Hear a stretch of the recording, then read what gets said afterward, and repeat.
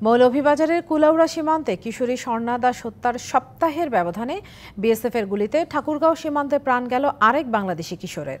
পররাষ্ট্র উপদেষ্টা বলছেন, সীমান্ত হত্যা যে কোনো দ্বিপক্ষীয় সম্পর্কের জন্যই অন্তরায়। তবে এই ঘটনা নতুন নয় বলেও জানান তৌহিদ হোসেন। রবিবার রাতে ঠাকুরগাঁওয়ের বালিয়াডাঙ্গি উপজেলার ধনতলা ইউনিয়নের কান্তিভিটা সীমান্ত দিয়ে ভারতে অনুপ্রবেশের সময় ডিঙ্গাপাড়ায় বিএসএফের গুলিতে নিহত হন জয়ন্ত কুমার সিংহ নামের এক কিশোর। এ সময় আহত হন আরও দুইজন। এর আগে মৌলভীবাজারের কুলাউড়া সীমান্তে বিএসএফের গুলিতে নিহত হয় কিশোরী স্বর্ণা দাস।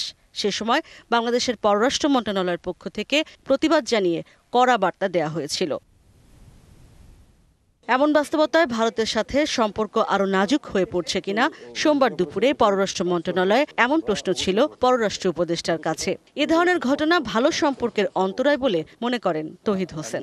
আমি এটা অপেক্ষা করেছি কনফার্মেশন ফ্রম বিডিআর আমাদের বর্ডার গার্ডস পাওয়ার জন্য। পেলে আমরা অবশ্যই শক্তভাবে প্রতিবাদ জানাবো। আমি যেটা বলছিলাম যে যখন সোনালী সম্পর্ক বলা হচ্ছিল তখনও তো একই ঘটনা ঘটেছে, কাজেই আলাদাভাবে কিছু দেখার সুযোগ নেই। এটা অবশ্যই অগ্রহণযোগ্য একটা বিষয়, সেটা তখনও অগ্রহণযোগ্য ছিল, এখনও অগ্রহণযোগ্য। বর্ডার কিলিং যেটা, সেটা অবশ্যই দুই দেশের ভালো সম্পর্ক সৃষ্টির ক্ষেত্রে একটা অন্তরায়। কারণ সব ভালো সম্পর্ক তো শুধু দুই দেশের সরকারের বিষয় না, মানুষের বিষয়।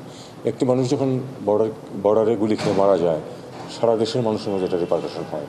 আরেক প্রশ্নের জবাবে পররাষ্ট্র উপদেষ্টা জানান, বছরে 20,000 করে 10 বছরে 2 লাখ রোহিঙ্গা নিতে পারে যুক্তরাষ্ট্র।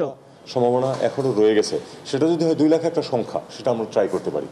ইশরাত জাহান উর্মি, ডিবিসি নিউজ, ঢাকা।